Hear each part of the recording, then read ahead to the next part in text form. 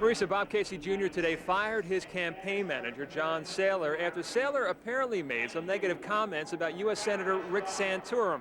Saylor was quoted as saying in a television interview that Santorum was, in his words, one notch below a Nazi. Bob Casey Jr. was attempting to contact Rick Santorum today to apologize for the remarks made by his now former campaign manager. We spoke earlier today with Bob Casey Jr. about the other news of the week, his father's news conference blasting the party for not allowing the pro-life voice to be heard at this convention. Casey stands by his father's remarks.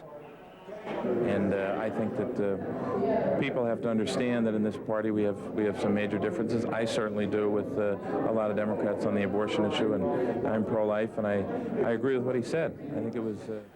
Now, oddly enough, like his son, Bob Casey Sr. was also a delegate to Chicago the last time the Democrats met here. That was back in 1968. And while this city has played host to more conventions than any other city in the nation, 25 to be exact, it is the one from 1968 that most will never forget.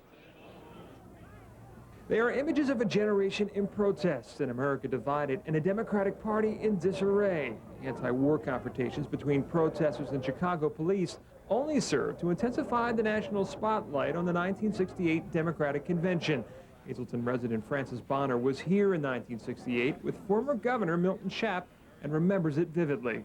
And the one thing I remember is going with the governor and running down and bailing out the protesters and the pickets, because, I mean, they were Democrats who had a sincere cause, and the thing just got out of hand. LUCILLE MAZIARZ of Duryea was a delegate in 1968. Her husband actually ran that year for delegate but died before the election. He won anyway, and Lucille was tapped to fill his shoes. When I was going to Chicago, I was very much frightened for all the things that I had heard about what was taking place in Chicago.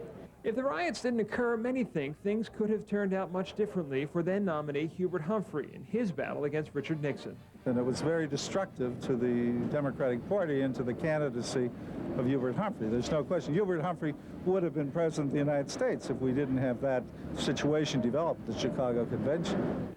But it did, and 28 years later, the city is doing its best to put its best foot forward to close that chapter in its history. On tap for tonight, Vice President Al Gore will be the main speaker. Will this be a preview, a presidential preview of the year 2000? We'll find out what the Pennsylvania delegation thinks when you join us tonight for Newswatch 16 at 11. John Kosich, Newswatch 16, reporting live at the Democratic National Convention in Chicago. Marisa?